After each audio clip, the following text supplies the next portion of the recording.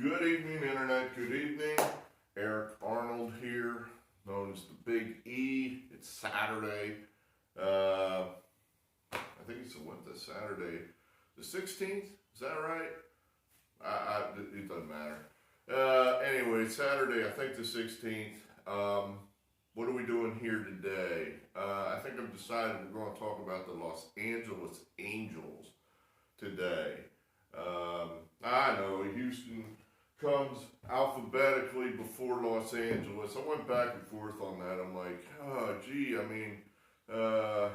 Houston, I guess alphabetically, but I think we'll do them tomorrow. That's such a big topic that I wanted a little more time to prepare for the Astros, because that's a major player. Plus, it's such a controversial team. There's so much to talk about with the Astros. I thought I'd just save that one for tomorrow. So, what the hell, who cares? I mean, it doesn't matter if it's all perfectly alphabetical. I know some of you guys out there are probably very anal retentive, and yeah, it's not just exactly alphabetical, that'll bother you. But in a way, I kind of like doing that to you. So, too bad. So we're going to talk about the Angels here today. Some other things I scanned through the news. I would say a couple positive things here. I read an article, I guess Rob Manfred, MLB commissioner, gave an interview. And really, this is the first time I've seen a player, if you will, not a player like a baseball player. I mean like an executive, a heavyweight, a guy that matters in the sports, coming out and give the right answer as far as how we going to handle this virus. He basically said, look, if we're going to test, and then when we're done with that, we're going to test some more. And if somebody tests positive, we're just going to set them aside. He isn't even going to set them aside for 14 days. He said his experts tell him he doesn't have to do that. Great! And I think his experts are probably right. So, they're going to contact trace. Who did the guy, come in contact with, this and that. They'll test them. They test negative. They go right back out in the field. No shutting down the whole league. No panic. That's just how they're going to do it, and that's the way they have to do it, and that'll work. So, he didn't really, I think the reason that they've been kind of just keeping this down on the QT is just so he doesn't get attacked by the blue checkmark brigade, because, they don't want to be, they want to open up the game and play their games and just do their thing. They don't want to be a political football. But they all know whoever goes first, the blue checkmark brigade, who's politically vested in making this thing last as long as possible, they're going to beat those guys over the head with a stick. And that's just the way it's going to go. So, kudos to you, Manfred, for trying to get this going. You're going to get hit over the head, so I hope you're ready for it. Another positive, I saw Bryce Harper set out on Instagram his plan for how we could do this league this year. And it was long. I mean, he put a lot of thought into it. My takeaway on that wasn't necessarily that his plan was good or viable or that they're going to do it. It was a good plan. They're not going to listen to it, of course.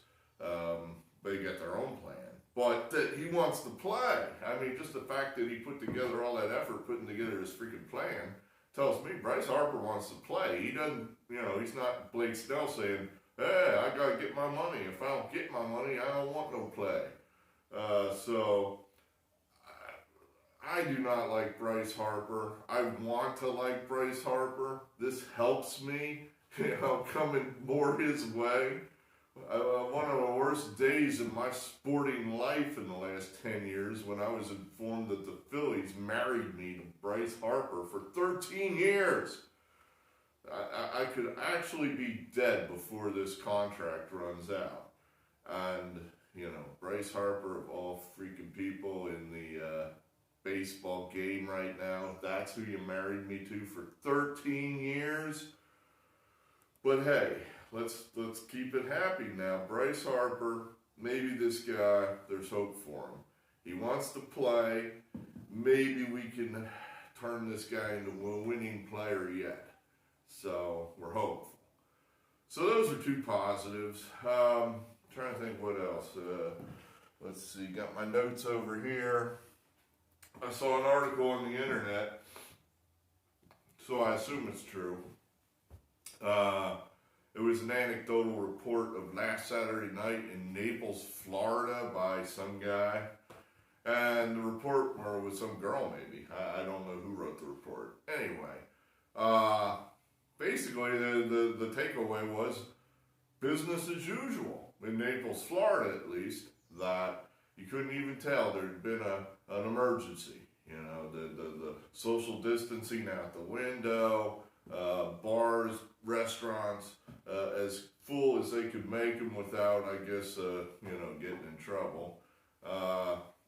To me, again, libertarian man, once this thing ended a month ago, that's fantastic.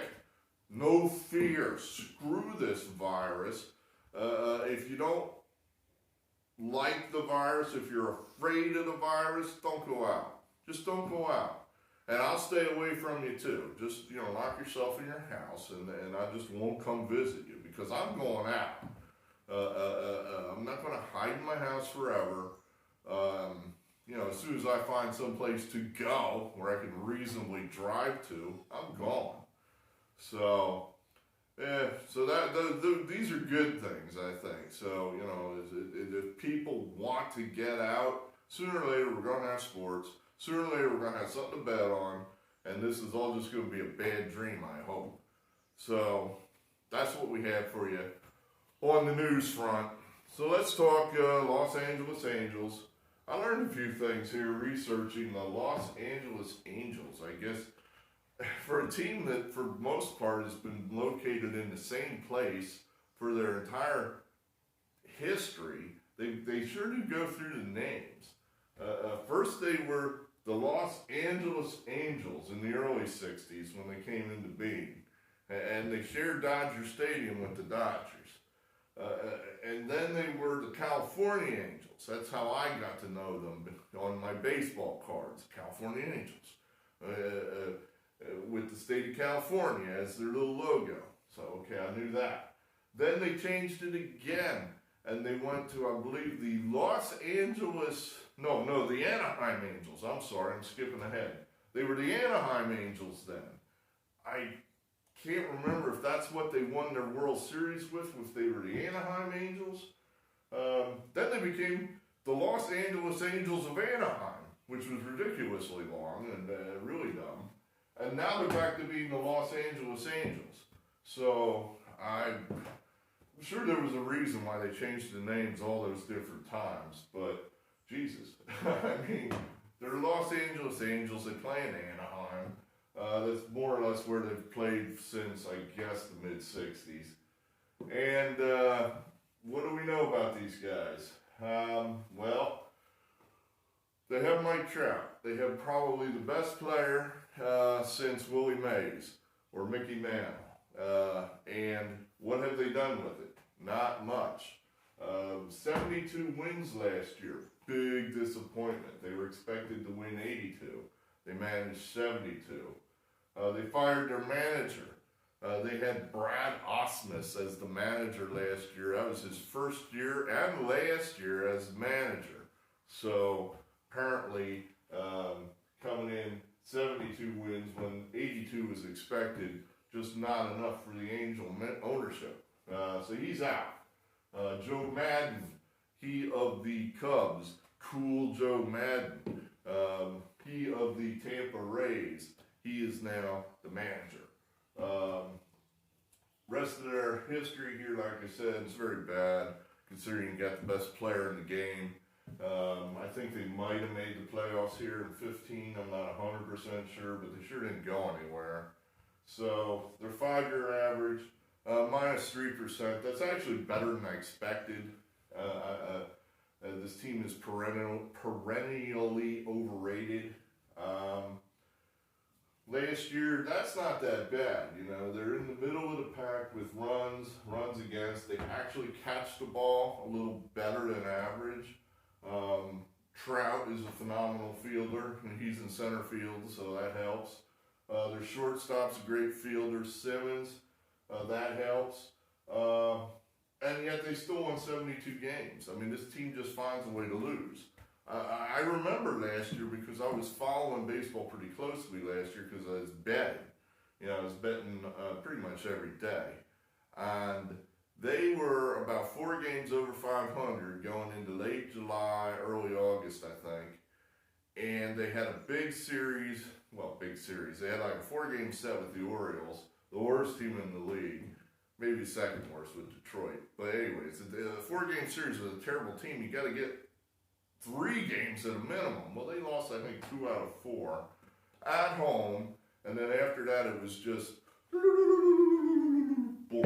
You know, they finished, I think, 22 wins, 44 losses, losing 2 out of 3 games for almost half the season, and ended up where they ended up. That's awful. And that's one of the things we look for is how did the team finish the season last year? Is this a team that's gelling?